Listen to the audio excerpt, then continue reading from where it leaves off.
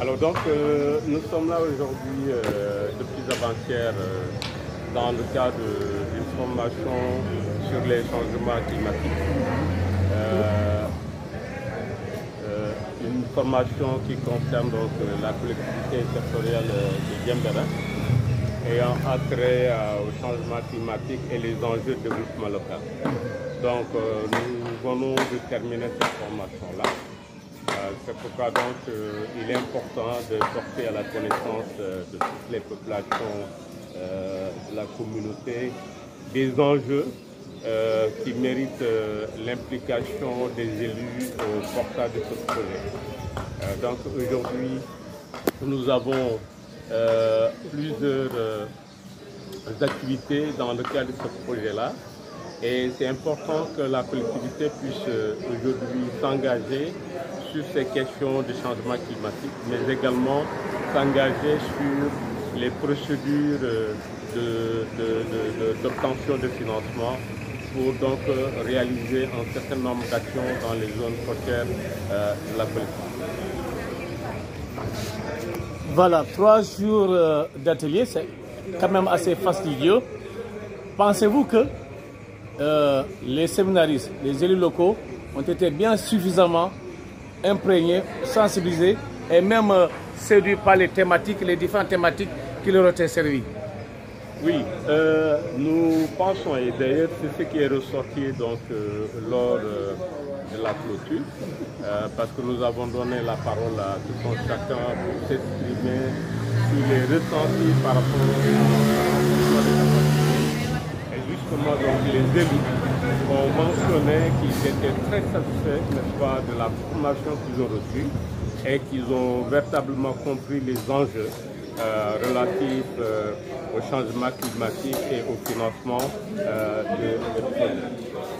Donc, nous pensons que les populations, notamment donc les élus, ont davantage à s'organiser pour voir quelles sont les modalités pour solliciter ces financements afin de mettre en œuvre les projets de la politique. Et vous interpellez aussi, ou bien vous souhaitez vivement l'implication des maires en tant que tels, pour vraiment prendre à bras le corps? Oui, à ce niveau-là, nous avons, pour notre part, interpellé la collectivité.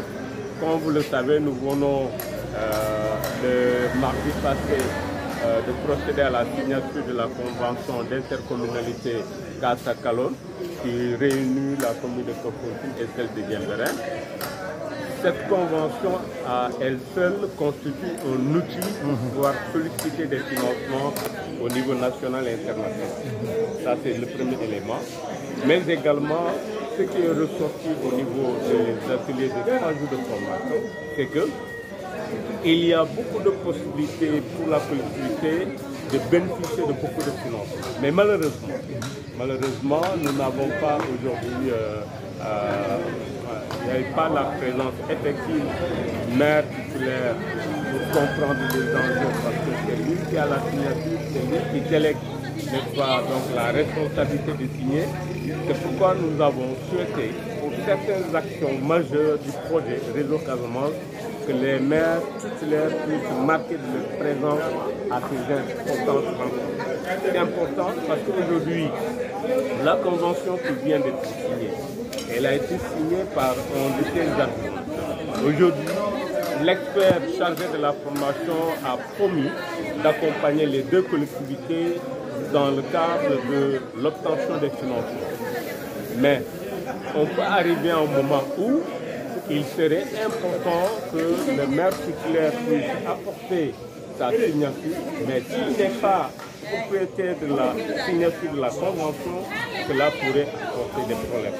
C'est pourquoi nous avons estimé que les maires titulaires, depuis le démarrage du projet, l'année dernière 2022 jusqu'à 2023, il était quand même important que ces maires puissent assister au moins 1 à 2 rencontres sur ce projet-là pour qu'ils puissent comprendre les enjeux et puissent pouvoir se positionner stratégiquement par rapport à certaines questions importantes et qui pourraient régler donc les questions de financement pour les besoins de la collectivité.